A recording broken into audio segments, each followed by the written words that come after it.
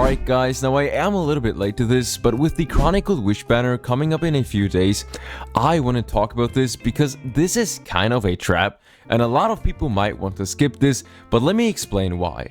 Alright, so starting off, I have to say, this is for people who are not sure who they should pull for. If you are absolutely sure that you want to get one of these characters, or if you are absolutely obsessed with one of these characters, then sure, go ahead. But if you don't know who you should pull for, or if you're still not sure, I'm gonna be completely honest, the only character who is worth it is Kazuha. That's pretty much it. You could make the argument that Ayaka is still worth it now that we are getting Escoffier, but I don't agree with that. Like, just because we are getting Escoffier, it doesn't change the fact that Ayaka fell off. Sure, she will make a little bit more damage, but the core of Ayaka's gameplay will remain the same. She will still be clunky, her burst is still absolute dog shit, so she will still be clunky, she will still not be good against bosses because the bosses cannot be frozen, obviously, and there are more and more enemies being released that can't even be frozen in the first place. So even enemies that are not considered a boss very often cannot be frozen, which again means that Ayaka will still not be that great. Yes, she will be solid now that we will have Escoffier for her, but at the core of her gameplay, she will still remain the same, which means that Ayaka will not be anything insane just because we are getting Escoffier. And also keep in mind, we are getting Skirk right after that, and she will 100% power creep Ayaka. Because she will be cryo just like Ayaka, she will be a DPS just like Ayaka. There is no way she will be worse in any aspect than Ayaka. So no matter how you put it, Ayaka is just not really worth it, because even if she's good again, she will be power creeped by Skirk. If you really love her that much, then just go for her.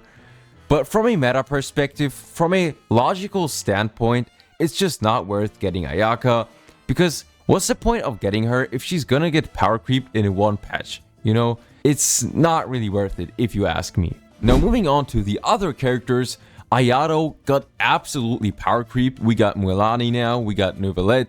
There's no need to pull for Ayato at all. There's nothing he is the best character at. So Ayato is honestly just not really worth it.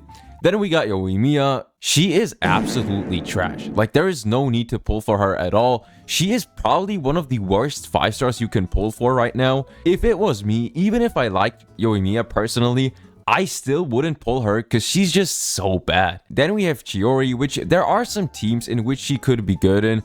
But then again, if you want Chiori to actually be good, you need her C1. Yoimiya, she's decent as well, but you don't need her for anything. She's not required for any team, so she's just another character that you can pull for if you like her, and she will be pretty decent.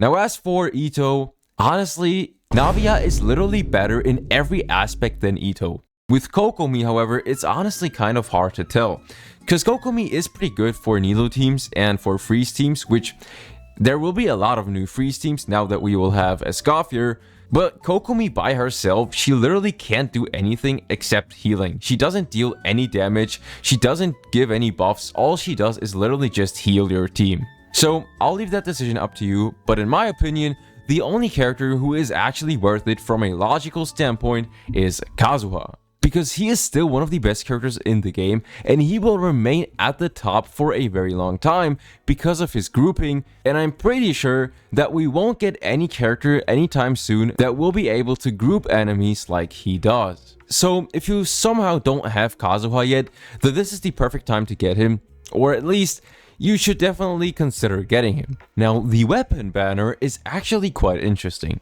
Mist-Splitter, for example, is still great, and you can use it on quite a lot of characters, so this weapon is great. Now Kokomi's weapon is kind of trash.